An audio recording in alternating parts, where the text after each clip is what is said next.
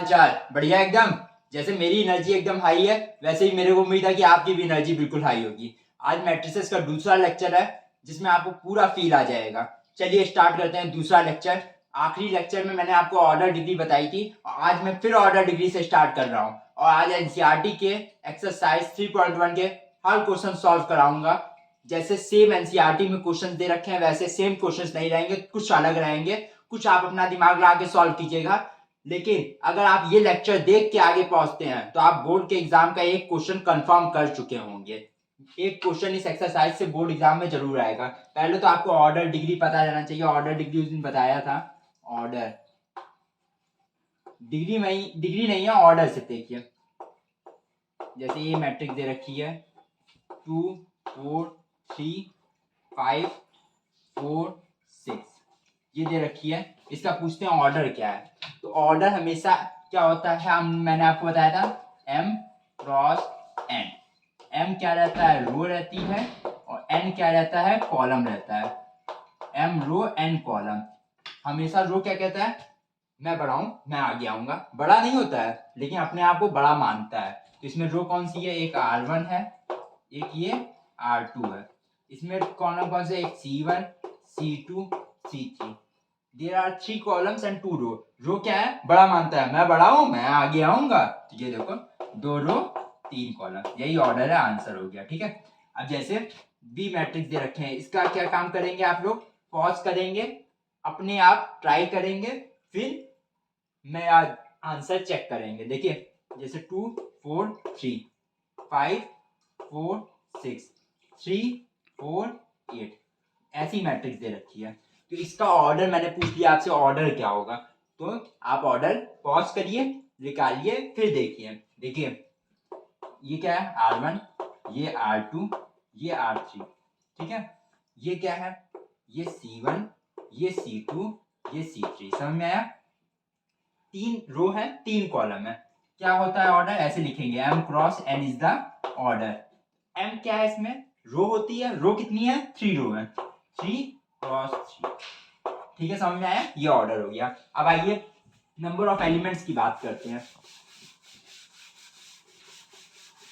Pause करके note कर लीजिएगा ये सब। नंबर ऑफ एलिमेंट्स, कैसे नंबर ऑफ एलिमेंट्स निकालते हैं। नंबर ऑफ एलिमेंट्स निकालने के लिए पहले ऑर्डर निकालना जरूरी होता है। Number of elements, number of elements कैसे निकालेंगे, देखिए जैसे एक मैट्रिक्स दे रखी है ए 2 4 3 5 4 6 8 और 4 ये दे रखी है। मान लीजिए ये 8 है। ठीक है। इसका मैंने पहले बोल दिया कि नंबर ऑफ एलिमेंट्स बताओ कितने एलिमेंट्स हैं। तो एक तरीका होता है आप गिने 1 2 3 4 5 6 7 8। एलिमेंट्स का मतलब कितने चीजें उसमें प्रेजेंट है, कितने नंबर उसमें प्रेजेंट है। तो या 8 एलिमेंट्स गिने। या एक दूसरा तरीका देखिए, इसके लिए पहले आप ऑर्डर निकालिए। ऑर्डर क्या होगा इसका, ये R1 हो गया, ये R2 हो गया, ये C1 हो गया, ये C2 हो गया, ये C3 हो गया, ये C4 हो गया। ठीक है, ये हो गया। ऑर्डर क्या होता है, ऐसे लिखिए। ऑर्डर क्या होगा, m cross n is the order. m cross n order होता है। m क्या होता है, रो होता है। n क्या होता है, कॉलम होता है। इसमें कितनी रो है, 2 रो है, और कितने कॉलम है, 4 कॉलम है। 2 क्रॉस 4 कितना होगा, 2 इंटू 4 कितना होगा, 2 क्रॉस 4 या 2 इंटू 4 8 होगा। 8 क्या हो गया, एलिमेंट्स हो गए। ये तरीका होता है। क्योंकि बोर्ड एग्जाम में जब क्वेश्चन आएगा, मान लो बड़ी मैट्रिक्स दे रखी होगी, तो आप गिनने में टाइम वेस्ट मत करना, ऐसे निकालना। अब आइए पोजीशन की तरफ लेके चलते हैं आपको। पॉज कीजिए, नोट कीजिए, फिर इसके बाद एनसीईआरटी क्वेश्चन सॉल्व कीजिए। सब क्वेश्चंस होंगे। पोजीशन, पोजीशन क्या होती है बेटा, पोजीशन के बारे में पहले धीरे से मैं आपको बताता हूँ, धीरे धीरे, हौले हौले। पोजीशन क्या होती है, पोजीशन को हम लोग स्मॉल ए से रिप्रेजेंट करते हैं। पोजीशन को हम लोग स्मॉल ए से रिप्रेजेंट करते हैं। और हमेशा याद रखिएगा, पोजीशन को स्मॉल ए से रिप्रेजेंट करते हैं। को फैक्टर कभी इसको कैपिटल ए मत रिप्रेजेंट कर दीजिएगा, पूरा बोर्ड का एग्जामिनर काट के 0 मार्क्स कर देगा। सिर्फ स्मॉल ए और कैपिटल ए से। को फैक्टर को हम लोग कैपिटल ए से रिप्रेजेंट करते हैं। अभी वो आगे बात होगी डिटर्मिनेंट में, लेकिन याद कीजिएगा इसको कैपिटल ए से रिप्रेजेंट मत कीजिएगा। जैसे मैंने आपको दे दी एक मैट्रिक्स ए इक्वल टू 2 4 3 5 4 6 और 2 1 1 जैसे मैट्रिक्स दे दी। तो आपको पहले ऑर्डर निकालना आ गया, पहले आप जो सीख चुके हैं वो करिए।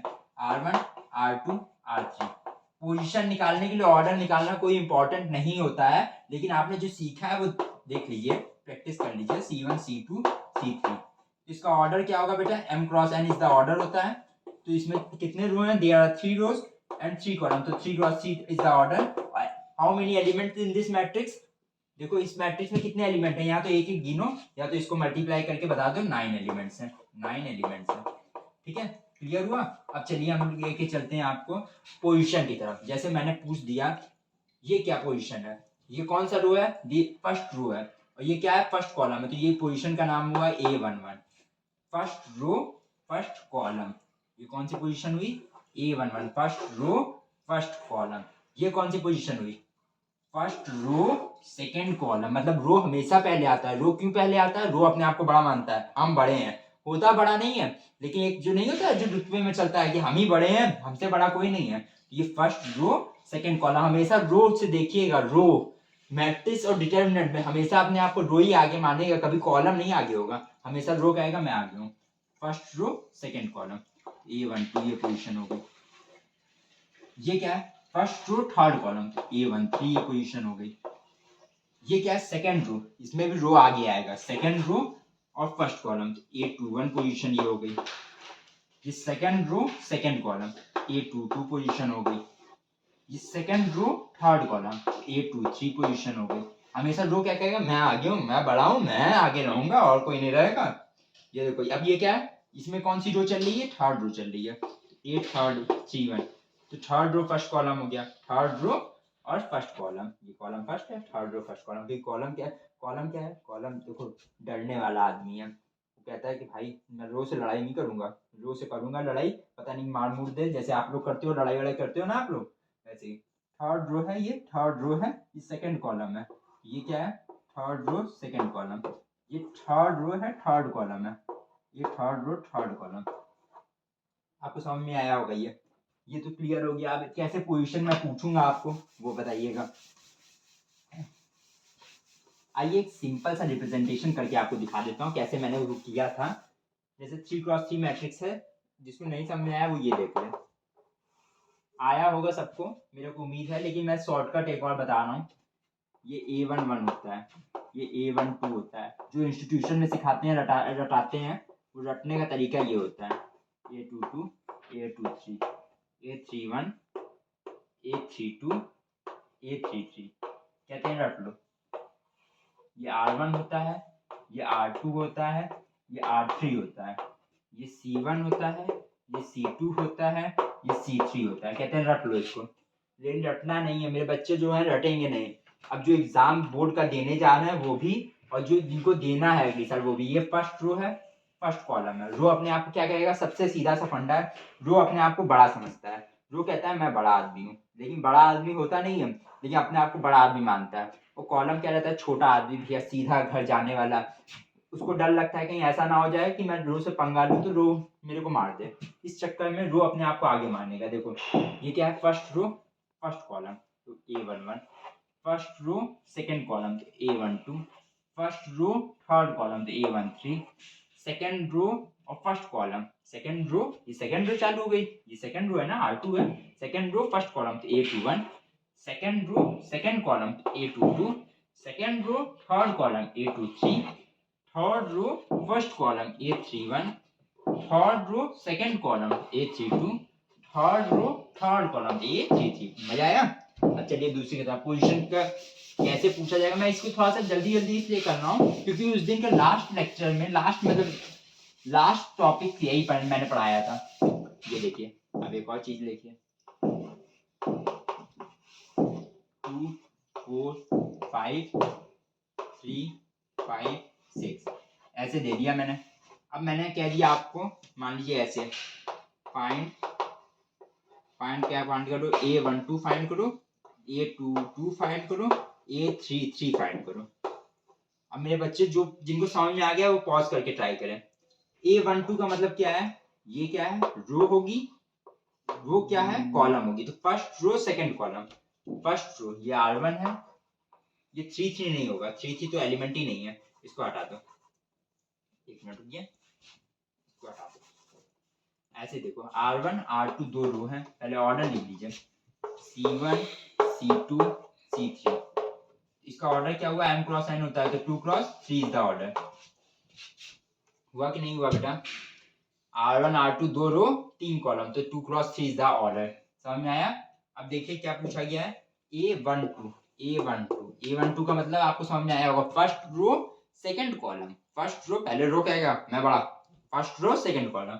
फर्स्ट रो यहाँ बात हो रही है, तो फर्स्ट रो यहाँ गए और सेकंड कॉलम यहाँ गए, तो कौन सा एलिमेंट कर दिया, 4, तो 4 हो गया।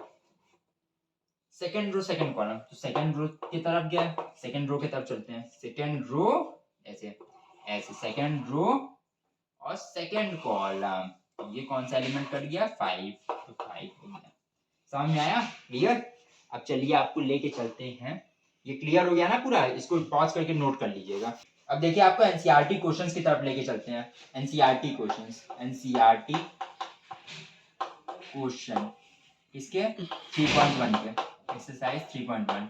अब एनसीईआरटी क्वेश्चन का ये मतलब नहीं है कि मैं डिट्टो सेम क्वेश्चंस वही करा रहा हूँ, डिजिट सब में चेंज होगी, मैं डिजिट चेंज करके कराऊंगा। वो आपको क्या करना है, मेरे क्वेश्चंस तो सॉल्व करने ही है, साथ में जो एनसीईआरटी के क्वेश्चंस हैं जो डिजिट चेंज करके पूछी जा रहे हैं वो क्वेश्चन सॉल्व करने हैं, जिससे आपको कॉन्सेप्ट जो होगा अच्छे से बिल्ड होगा, अच्छे से कॉन्सेप्ट होगा, और बाकी क्विज दूंगा, क्विज सॉल्व करना है। पहला क्वेश्चन क्या है एनसीईआरटी में, एक मैट्रिक्स दे रखी है 3 4 5 7 2 3 -1 4 3 4 2 1, ऐसी कोई मैट्रिक्स दे रखी होगी, वो हो सकता है ऑर्डर से। पहले आपको पूछा गया है फर्स्ट पार्ट क्या है इसका, ऑर्डर निकालिए। क्या है फर्स्ट पार्ट, ऑर्डर। दूसरा पार्ट क्या है, number of elements, number of elements, ये सब मैं बता चुका हूँ, number of element. Third part क्या है, A13 की वैल्यू निकालिए, A22 की वैल्यू निकालिए और A33 की वैल्यू निकालिए, ऐसे कोई वैल्यू दे रखी होगी, ऐसा ही क्वेश्चन है।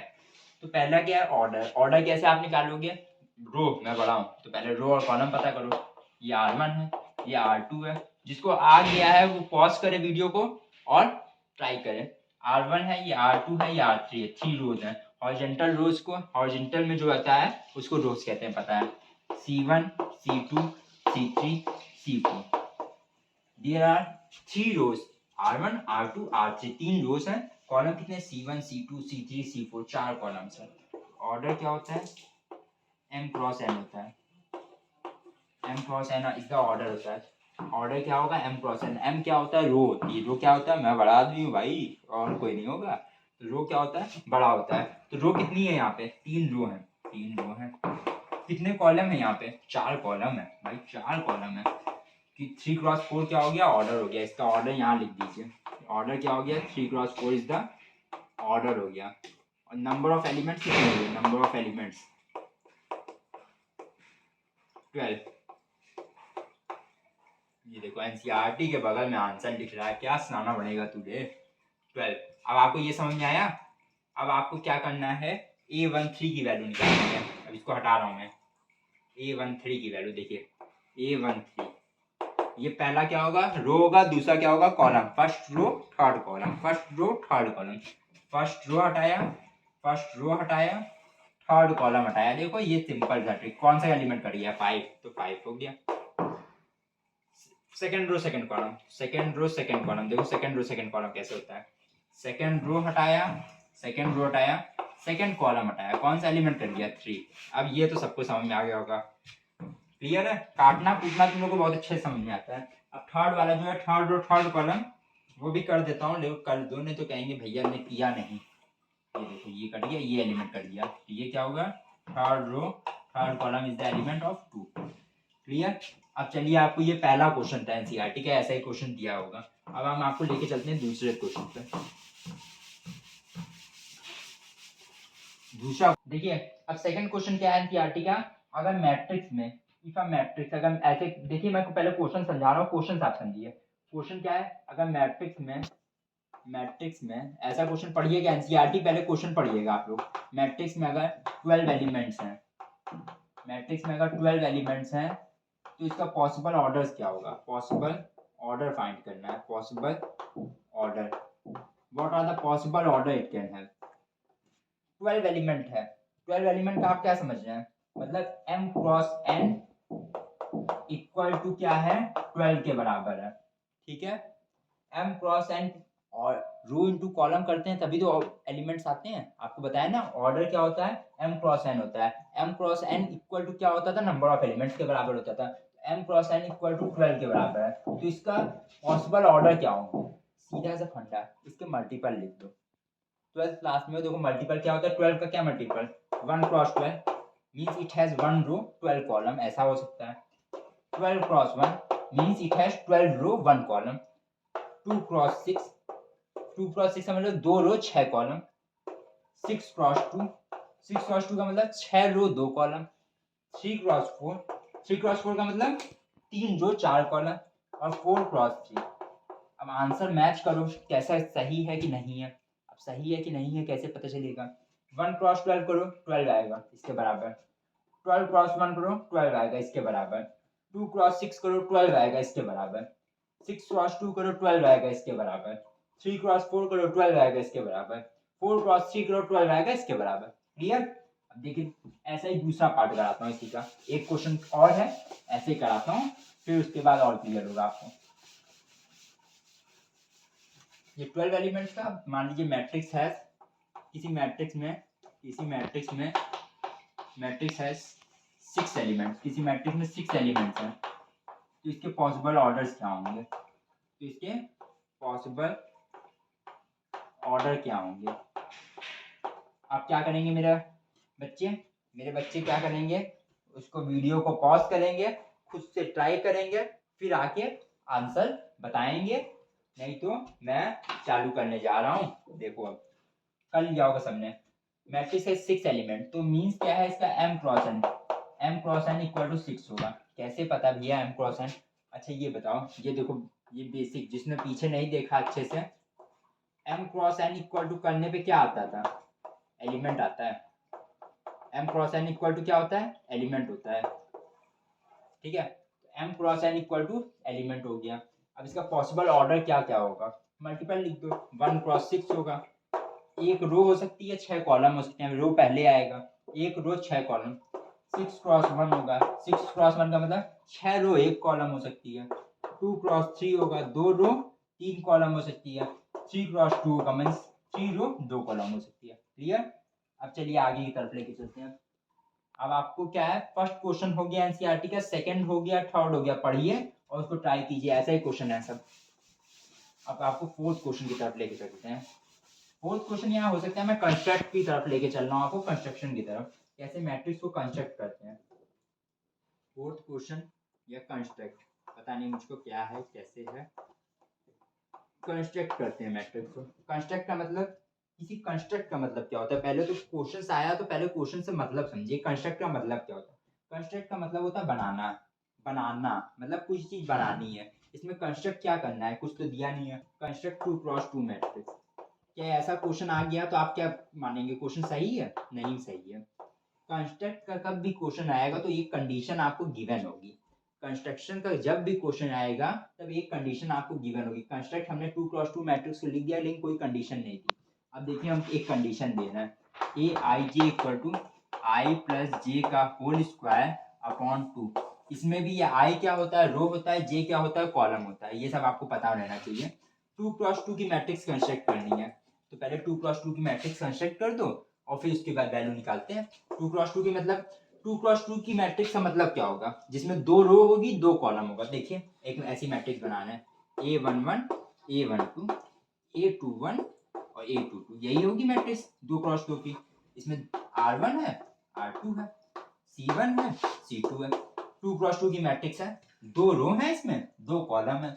ये क्या है, फर्स्ट रो फर्स्ट कॉलम है, ये फर्स्ट रो सेकंड कॉलम है, ये सेकंड रो फर्स्ट कॉलम है, ये सेकंड रो सेकंड कॉलम है। कैसे कंस्ट्रक्ट किया समझ में आया। 2 क्रॉस 2 की मैट्रिक्स बनानी थी, हमने 2 क्रॉस 2 की मैट्रिक्स बना दी। ये मैं ऐसा क्वेश्चन करा रहा हूँ जो मान लीजिए 2 क्रॉस 3 की मैट्रिक्स आ गई, 3 क्रॉस 4 की मैट्रिक्स आ गई, सब में यही तरीका लगेगा। 2 क्रॉस 2 की मैट्रिक्स बनानी थी, हमने 2 रो कर दिया, 2 कॉलम कर दिया, first row first row, first row first column, first row second column, second row first column, second row second column, ऐसे ही लिखेंगे आप कोई भी मैट्रिक्स है। कोई भी मैट्रिक्स आए आपको ऐसे ही बनानी है, ऐसे ही मेट करनी है। मान लीजिए 2 क्रॉस 3 की आ गई तो 2 रो होंगे 3 कॉलम होंगे, 2 रो में क्या हो जाएगा A1 3 आ जाएगा और यहाँ A2 3 आ जाएगा। देखिए अब क्या है Aij कंडीशन दे रखी है, हमको क्या करना है इसकी वैल्यू फाइंड आउट करनी है। तो यहाँ पहले A11 की वैल्यू फाइंड करें। A11 के लिए i क्या है, कंपेयर करो, i की वैल्यू 1 है, j की वैल्यू क्या है 1 है।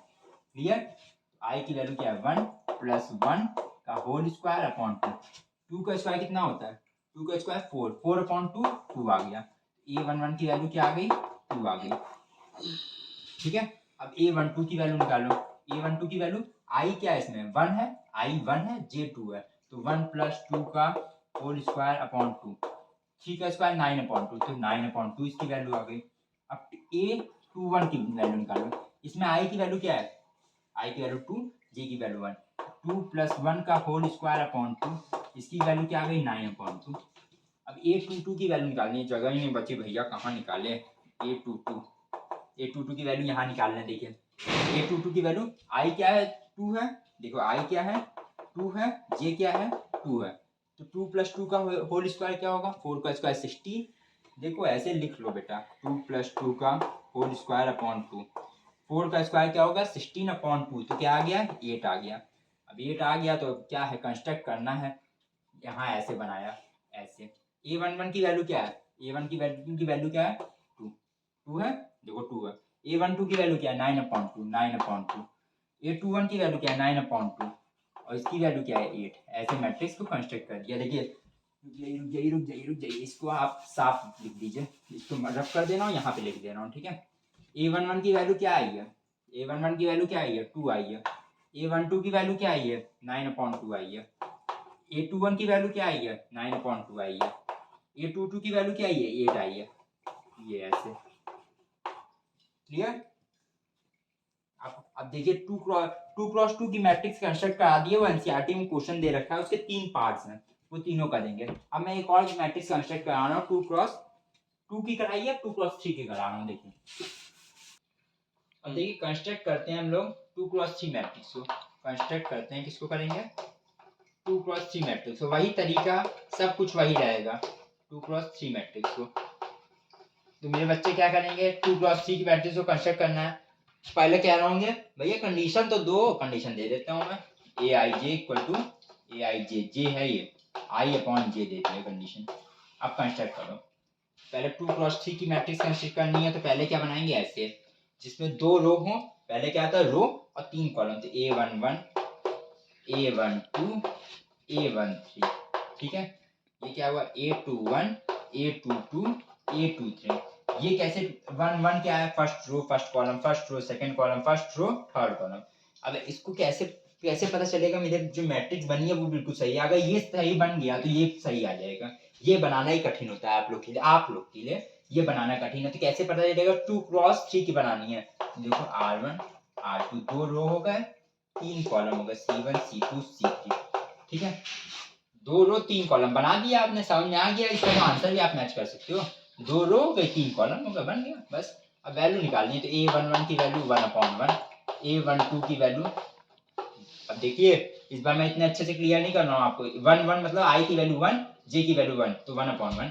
1 2 का मतलब i की वैल्यू 1 j की वैल्यू 2। A13 का मतलब i की वैल्यू 1 j की वैल्यू 3। क्लियर हुआ। अब देखो A11 हो गया, अब A22 की वैल्यू, A22 की वैल्यू मतलब i की वैल्यू 2 j की वैल्यू 2, तो i की वैल्यू 2 j की वैल्यू 2। A23 का मतलब i की वैल्यू 2 j की वैल्यू 3। अरे भैया A21 क्यों लिखेगा, तो A21 का मतलब 2 की वैल्यू i की वैल्यू 2 j की वैल्यू 1। A22 का मतलब i की वैल्यू 2 j की वैल्यू 2। A23 का मतलब i की वैल्यू 2 j की वैल्यू 3। समझ में आया। ऐसे ही आप मैट्रिक्स बना लेंगे, हो जाएगा। A11 आ गया, A12 आ गया, A13 आ गया, A21 आ गया, A22 आ गया, A23 आ गया, बस यहीं पे रखना है। बस आपको ये पता रहना चाहिए ये जो होता है i होता है, ये जो होता है j होता है, ये i होता है, ये j होता है, ये i होता है, ये j होता है, ये i होता है, ये j होता है, ये i होता है, ये j होता है, ये i होता है, ये j होता है। बस ये पता है, ये बना दिया, सिर्फ वैल्यू उठा के रखनी है। A11 का मतलब i की वैल्यू 1 j की वैल्यू 1, A12 का मतलब i की वैल्यू 1 j की वैल्यू 2, A13 का मतलब i की वैल्यू 1 j की वैल्यू 3। क्यों मजा आ रहा है बच्चों। ऐसे ही मैंने कहा था ना आपसे फर्स्ट लेक्चर में आपने बेसिक सीख लिया, सेकंड लेक्चर में आप आए हैं तो बिल्कुल मजा आएगा, बहुत अच्छे से मजा आएगा। फिर उसके बाद अब क्या है हम लोग का, अब जो है हम लोग पहुंचेंगे 5वें क्वेश्चन पे। अब नहीं 6ठे क्वेश्चन पे पहुंचेंगे, 4th और 5th आप कर लेंगे। अब 6th क्वेश्चन देखिए। मैंने आपसे बोला था ना बच्चों, कुछ बोला था, मैंने कुछ बोला था कि आज का मैं जो लेक्चर बनाऊंगा इसमें फीड आ जाएगा। ऐसा यूट्यूब पे कहीं आपको लेक्चर नहीं मिलेगा जो मैं आज लेक्चर बना रहा हूँ। लेक्चर में पूरा आपको फील आएगा। हाँ, कल एक और बच्चे का मैसेज आया था मेरे पास। कल वो बच्चा ऐसे कह रहा था मेरे से कि भैया कैसे पढ़े कि पास हो जाए। यार तुम लोग भी क्या ही बात करते हो, पास होके तुम लोग करोगे क्या बताओ। अच्छा, अगर तुम लोग को पास ही होना है तो पास होके करोगे क्या। 12th के बाद कोई मतलब है? कोई मतलब नहीं है। आपका काम क्या है, आप कंसिस्टेंट वर्क करो अपना। आपका पेपर 11 तारीख को यार, चैप्टर्स डिवाइड करो, वर्क करो चैप्टर के ऊपर। चैप्टर के ऊपर कब खुद से वर्क करोगे ना तो अपने आप चैप्टर्स अच्छे से आएंगे। अगर पास होना चाहते हो तो फिर मतलब वो अच्छा नहीं है। आपको कंसिस्टेंट वर्क करना। अभी आप पास हो गए, फिर आपको जेई की तैयारी करनी है। जेई का हम लोग बैच लॉन्च कर रहे हैं। जो जेई के मेरे टीचर्स हैं भाई बेटा, उनका बस काम क्या है, उनका आपको लेक्चर जाके देखना है। जो शिवम सर हैं वो मेरी एक one of the most most most educational वो हैं। उनका क्या है, सिर्फ आपको लेक्चर जाके देखना है भाई। उनका आप लेक्चर देखने के बाद उस टॉपिक में आप महान हो जाओगे, ये समझ लो। वो एक एक से कठिन क्वेश्चन, जो जो क्वेश्चन बन सकते हैं वो सब क्वेश्चन आपको करा देंगे। बोर्ड्स वाले की बात नहीं कर रहा हूँ, बोर्ड्स में तो वो खुद उनके, कल में हम लोग की बात हो रही थी ऐसे इंस्टाग्राम पे, तो मैंने कहा यार सर 12th के बच्चों को भी थोड़ा सा आप देखना, मतलब ऐसा मत करना कि उनका बिल्कुल बेस वैसा ना रहे। तो कह रहे हैं यार सर मैं 12th के बच्चों को भी इतना मेट कर दूंगा कि वो भी आईआईटी के क्वेश्चन जब देखेंगे ना या जेई मेंस के क्वेश्चन जब देखेंगे तो उनको ये नहीं लगेगा कि ये टॉपिक मैंने क्लियर नहीं किया है। सब टॉपिक के अंदर से क्वेश्चन रहेंगे। मेन क्या है, जो हम लोग जेई का बैच लॉन्च करेंगे उसमें उनके पास ऐसा कंटेंट है कि वो कह रहे हैं कि मैं जब कंटेंट अपना पढ़ाऊंगा तो उस कंटेंट के अलावा किसी को कुछ नहीं पढ़ना है, सिर्फ वो कंटेंट पे ही फोकस करे वो। और क्वेश्चंस वो खुद देंगे आपको, वो क्विज देंगे, वो हर पीडीएफ, तो उन्होंने अभी से ही पीडीएफ बनाना स्टार्ट कर दिया। आप सोच लीजिए, आप जेई के लिए अभी से उनका पीडीएफ बनना चालू है। ऐसे हम लोग भी पूरी फैकल्टी तैयार है हम लोग के लिए।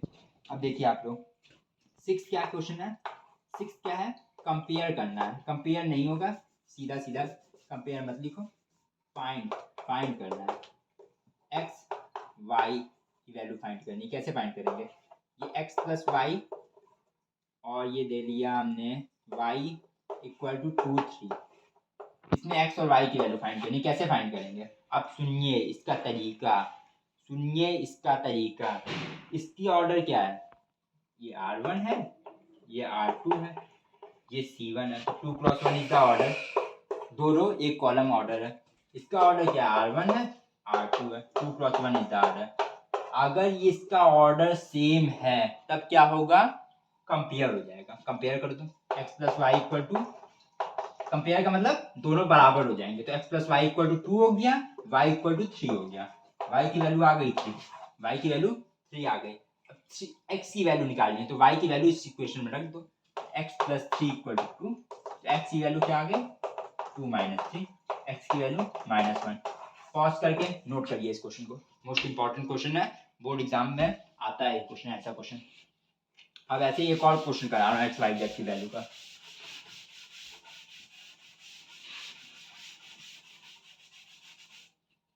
इसमें भी आपको क्या करना है, फाइंड करना है। इसमें एक्स वाई और जेड 3 वैल्यू फाइंड करनी है। ये ऐसा क्वेश्चन है, ये एनसीईआरटी में कुछ ऐसा ही क्वेश्चन है। X plus y plus z, x plus z y plus z equal to 9 5 और 7। ये क्वेश्चन दे रखा है। इसमें आपको आ गया एक्स वाई जेड की वैल्यू फाइंड करो। तो एक्स वाई जेड पहली वैल्यू फाइंड करने से पहले आपको पता करना पड़ेगा इसका ऑर्डर क्या है, इसका ऑर्डर क्या है। दोनों के ऑर्डर सेम है। ये क्या है, R1 है, ये R2 है, ये R3 है, ये C1 है। तो क्या ऑर्डर है, 3 रो 1 कॉलम। ये R1 R2 R3, 3 क्रॉस 1 इसका ऑर्डर भी सेम है। दोनों के ऑर्डर सेम है तो क्या करेंगे, कंपेयर कर देंगे। कंपेयर कैसे करेंगे, x plus y plus z की वैल्यू क्या आ गई, x plus y plus z की वैल्यू यहाँ से क्या आ गई, 9 आ गई। एक्स प्लस जेड की वैल्यू क्या आ गई, एक्स प्लस जेड की वैल्यू क्या आ गई 5 आ गई, वाई प्लस जेड की वैल्यू क्या आ गई 7 आ गई। तो बस वाई प्लस जेड की वैल्यू क्या दे रखी है बेटा, मैं चौक टूट गया, वाई प्लस जेड की वैल्यू क्या दे रखी है बेटा 7, तो वाई प्लस जेड की वैल्यू क्या दे रखी है 7, तो x plus 7 equal to 9, x की वैल्यू क्या आ गई 2 आ गई। कैसे किया, वाई प्लस जेड की वैल्यू क्या दे रखी थी यहाँ से 7, यहाँ पे वाई प्लस जेड की वैल्यू क्या दे रखी थी x plus 7 equal to 9, y plus z की वैल्यू 7 रख दी, एक्स की वैल्यू आ गई। अब यहाँ एक्स की वैल्यू क्या रखेंगे 2 रख देंगे, 2 plus z equal to 5, z equal to 3 आ गई जेड की वैल्यू। अब यहाँ जेड की वैल्यू क्या रख देंगे, यहाँ वाई प्लस जेड है तो वाई प्लस 3 इक्वल टू 7, तो वाई की वैल्यू क्या आ गई 4 आ गई। आई थिंक क्लियर हुआ होगा आपको ये सब क्वेश्चन। इसमें कुछ नहीं करना है, ऑर्डर दोनों का चेक करना है, फिर कंपेयर करना है, कंपेयर करने के बाद एक्स वाई जेड की वैल्यू निकालनी है। अब देखिए आपने ऑर्डर और पोजीशन सीख लिया, ठीक है, ऑर्डर पोजीशन में आप महारत हो गए, महारथी हो गए, महारत नहीं होगा महारथी हो गए। उसके बाद आपने क्या किया, कंस्ट्रक्शन के क्वेश्चन सॉल्व किया, आपने कंस्ट्रक्ट मैट्रिक्स करना सीख लिया, आपको ये पता चल गया कि मैट्रिक्स में अगर 24 एलिमेंट है तो उसका पॉसिबल ऑर्डर्स क्या होगा, उसके मल्टीपल्स होंगे, आपको m cross n equal to 24 करके सिखा दिया। उसके बाद आपको पोजीशन सिखा दिया मैंने, पोजीशन क्या होती है, पोजीशन के पूरे मतलब कैसे पोजीशन निकालते हैं वो सब बता दिया, एक्स वाई जेड आपको बता दिया, एक्स वाई जेड की वैल्यू कैसे निकालते हैं। अब आइए आपको लेके चलता हूँ स्क्वायर मैट्रिक्स का, जो एक नंबर का, ये एक नंबर का 1 मार्क्स का क्वेश्चन है, ये 1 मार्क्स का, और हर बार बोर्ड एग्जाम में हर 2-3 साल में आता है, और ये क्वेश्चन में कुछ नहीं है यार, मैं तो इसको फालतू का लिख रहा हूँ, इसमें से कुछ नहीं किया, पूछा गया ए आई जी अगर स्क्वायर मैट्रिक्स है, तो स्क्वायर मैट्रिक्स है अगर तो क्या होगा, क्या होगा बच्चों, स्क्वायर मैट्रिक्स में क्या होता है m इक्वल टू एन होता है, m इक्वल टू एन का मतलब नंबर ऑफ रोज जो होते हैं नंबर ऑफ कॉलम्स के बराबर होते हैं, यही आंसर होता है इसका, एक नंबर में आता है एमसीक्यू का, ये एमसीक्यू का क्वेश्चन है, एमसीक्यू का क्वेश्चन है, एक नंबर में आएगा स्क्वायर मैट्रिक्स जो है उसमें m इक्वल टू एन होता है। अब जो एनसीईआरटी का 9th क्वेश्चन है वो मैं नहीं कराऊंगा, उसमें एक्स वाई की वैल्यू फाइंड करनी है, वो नहीं कराऊंगा, वो खुद करिएगा आप, क्योंकि वो ऐसा ही क्वेश्चन मैंने अभी एक्स वाई का आपको कराया है। अब 10th क्वेश्चन, भाई 10th क्वेश्चन मैं कराने जा रहा हूँ बेटा, इसमें ये देखो यहाँ 10th क्वेश्चन में मैं ऐसे यहाँ पे लिख रहा हूँ कुछ, यहाँ पे कुछ लिख रहा हूँ,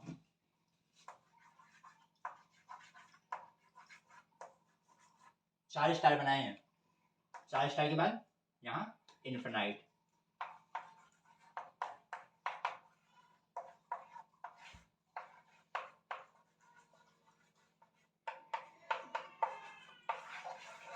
मतलब ये बोर्ड का आने वाला क्वेश्चन है, 99.9% चांस है कि ये बोर्ड के पेपर में सेटअप हो चुका है क्वेश्चन, बोर्ड का पेपर तो बन चुका है, बोर्ड के पेपर में ये क्वेश्चन है, 99.9% चांस है, क्योंकि ये कैसे पता, ये क्वेश्चन 2 साल से नहीं आया है, और 2 साल से ना आने का मतलब क्या है, 2 साल से अगर ये क्वेश्चन नहीं आया है इसका मतलब है कि ये हर साल आने वाला क्वेश्चन, कब 2 साल से नहीं आया, तीसरी साल के पेपर में 100% रहेगा। तो अब आपको क्या करना है, इसमें कुछ नहीं है क्वेश्चन में, क्वेश्चन में क्या है 2 मार्क्स का मोस्ट इंपॉर्टेंट क्वेश्चन क्या है, नंबर ऑफ ऑल पॉसिबल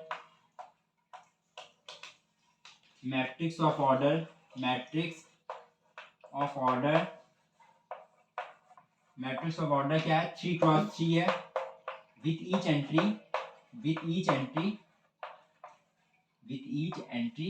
0 और 1, एंट्री दो दे रखी है बेटा 0 और 1, और इसका ऑर्डर क्या है 3 क्रॉस 3 है। इसका मैं एक ऐसा ट्रिक बता रहा हूँ, ऐसा ट्रिक आपको बता रहा हूँ कि ऐसा कोई भी क्वेश्चन आए विथ इन 1 मिनट आप इसका आंसर बताओगे और 2 नंबर गेन करोगे। देखो ट्रिक, 3 क्रॉस 3 की मैट्रिक्स बनानी है, बना दो ऐसे, 3 क्रॉस 3 का मतलब 9 एलिमेंट्स रहेंगे इसमें, 3 क्रॉस 3 9 एलिमेंट, 1 2 3 4 5 6 7 8 9, एंट्री क्या दे रखी है 0 और 1 दे रखी है, एंट्री 2 दे रखी है 2 लिख दिया, और जगह कितनी है 1 2 3 4 5 6, जगह भी ना याद रहेगा तो टोटल नंबर ऑफ एलिमेंट्स कितने हैं 3 क्रॉस 3 के 9 एलिमेंट्स है, तो 2 की पावर 9 करेंगे तो 512 इज आंसर। समझ में आया, एंट्री क्या है 0 और 1, तो एंट्री नीचे लिखा, सीधा सीधा देख लो, ऐसे देख लो, अगर ऐसा क्वेश्चन आएगा तो एंट्री लिखेंगे, उसके ऊपर उसके पावर में वो लिखेंगे जो उसकी प्लेस होगी, जो जगह होगी। ये देखो बेटा, ये तरीका यहाँ का तरीका नहीं है। इसी क्वेश्चंस को टीचर जो है एक एक पेज में कराते हैं, इसी क्वेश्चन को टीचर जो है एक एक पेज में कराते हैं। लेकिन बोर्ड में 2 नंबर का सवाल आता है, तो इसका तरीका सीधा से मैंने बताया। एंट्री 0 1 दे रखी है तो 0 1 एंट्री लिखोगे। एंट्री 0 1 का मतलब एंट्री 2 है, दोनों को प्लस किया 2 आया 2, और इसकी जगह कितनी है 3 3 6 3 9, तो 2 की पावर 9 इज द आंसर। अब देखिए एक और क्वेश्चन ऐसा ही करा रहा हूँ, ये आप लोग करिएगा। इसके 2 क्वेश्चन इसलिए करा रहा हूँ क्योंकि मुझे पता है कि ये क्वेश्चन आने वाला है, और ये क्वेश्चन ऐसा नहीं है कि यही आ जाएगा, इसका आंसर 512 होगा। ये तो एनसीईआरटी का क्वेश्चन है। अब ऐसे मैंने अगर दे दिया, मैट्रिक्स बनाओ, the number of all possible matrix, number of, question नहीं लिख रहा हूँ बेटा, समझ जाइएगा। नंबर ऑफ मैट्रिक्स 2 क्रॉस 3 की, 2 क्रॉस 3 की, या 2 क्रॉस 3 की मत रखो, 2 क्रॉस 2 की रखो, 2 क्रॉस 2 की रखो। ईच एंट्री क्या है, ईच एंट्री 0 1 एंड 2, 3 एंट्री दे रखी है। अब देखो पहले क्या 2 क्रॉस 2 की मैट्रिक्स बनानी है, तो सबसे पहला काम 2 क्रॉस 2 की मैट्रिक्स बनाने में ऐसे बनाया। 2 क्रॉस 2 में 4 एलिमेंट्स होंगे, आपको वेल नोन है यार तुम लोग तो। एंट्री क्या है, एंट्री 0 1 2, एंट्री कितनी दे रखी है 1 2 3, 3 एंट्री दे रखी है। जगह कितनी है 1 2 3 4, 3 की पावर 4 इज द आंसर। तो 3 इंटू 3 इंटू 3 इंटू 3 आप कर लेंगे, समझ में आया। एंट्री कितनी दे रखी है यहाँ लिखेंगे, और जगह कितनी है यहाँ लिखेंगे, और आंसर पा लेंगे। और 2 नंबर बोर्ड के एग्जाम में ऐसे वो दे देगा। आई थिंक आपको ये सब क्लियर हो गया होगा। फर्स्ट एक्सरसाइज आपकी खत्म हो गई है 3.1। आप लोग इसको करिए, जो डाउट हो कमेंट सेक्शन में पूछिए। जब कल मैं स्टार्ट करूंगा, ये जब अगला लेक्चर आएगा आपका, तो उसमें क्या होगा, उसमें इसकी क्विज होंगी, कुछ क्वेश्चंस की क्विज में अगर आज हो पाएगा तो शॉर्ट्स में आपको क्विज दे दूंगा, क्विज होगी। और आपका क्या होगा, अगली एक्सरसाइज की स्टार्टिंग होगी। ये एक्सरसाइज जरूर कर लीजिएगा, एक क्वेश्चन उस एक्सरसाइज से 100% आना है, ठीक है। ऑल द वेरी बेस्ट, पढ़ाई करते रहिए, नेक्स्ट लेक्चर जल्द आएगा।